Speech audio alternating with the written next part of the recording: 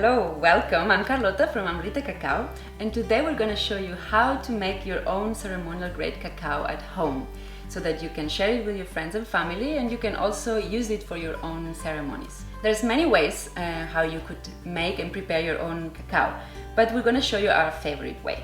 We're going to use a blend of spices that I call the chai spices, and it's a very energizing blend.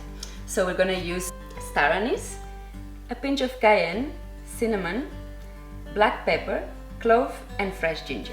Here we have our block of cacao paste that it's carefully chosen and cared for from seed to cup.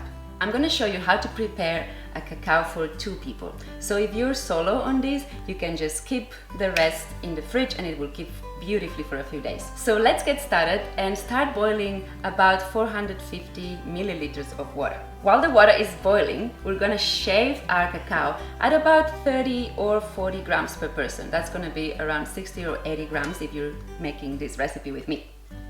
So start by shaving with a nice sharp knife, and I always like to do it manually. You can, well, some people will say you can use a blender, but I think it really changes the feel of cacao and the attention put into it if you do it by hand.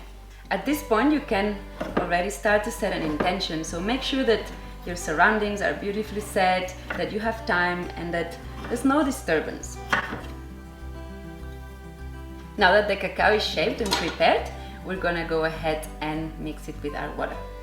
Once the water is boiled, we remove it from the heat because it's very important that we never boil the cacao. Also, we wanted to recommend you that if you have time to infuse all the spices in the whole form for like about 10 to 15 minutes, and then you strain it before pouring the cacao. Otherwise, you can also use the spices in a powder form, but it's gonna change a little bit the texture of your final drink. So here we go. We're gonna start now bringing the cacao into the water.